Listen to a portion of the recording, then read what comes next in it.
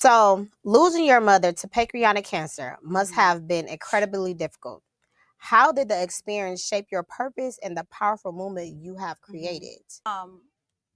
So in order for you to answer that question, I need to just tell the story. So it started with my mother in like the summer of 2014. Midsummer, she kept saying that her stomach was hurting.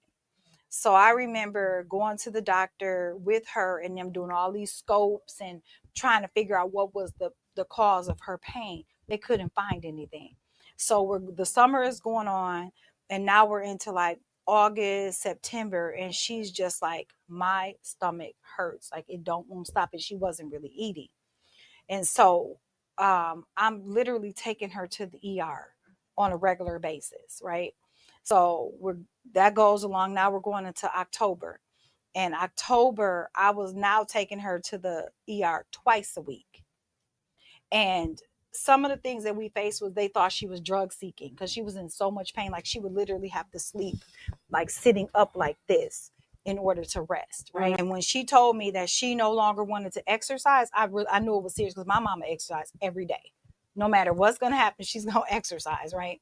So when she said she didn't want to exercise, I'm like, okay, she's really sick. We got to figure this out. So I take her to the doctor, to the ER that night, and the ER doctor was an oncologist. So we're explaining everything, all her symptoms, what, the pain or whatever. And he was like, I have an idea. Let me check some. Even though she didn't had all of these scans and had all of this stuff already done, he does some sort of special scan. So he came back and he said, well, we're going to admit her. At least let's get her pain under control until we can figure out what this is.